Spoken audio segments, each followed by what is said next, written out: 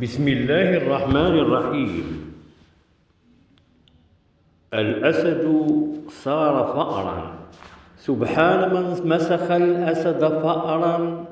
سرق قوت القوم فارا، بصندوق الأموال جارا. ذيله وأهله ليس برا، إلى دب يكن له شرا. خاطبه الدب وهو سكران، مرحبا بك أنت في أمان، لكن القنابل في كل مكان، فأنا أتعرض من الكل للعدوان. ألا تسمع أصوات النيران؟ فقد يصيبك مكروه من الآن، فأهلك وأهلي عندي سيان. دع الصندوق عندي في أمان.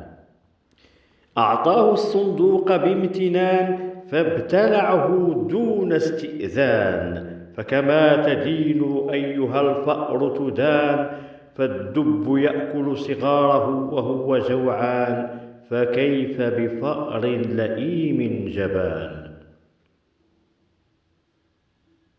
المرجو الاشتراك في القناة تشجيعا لنا، وجزاكم الله عنا كل خير.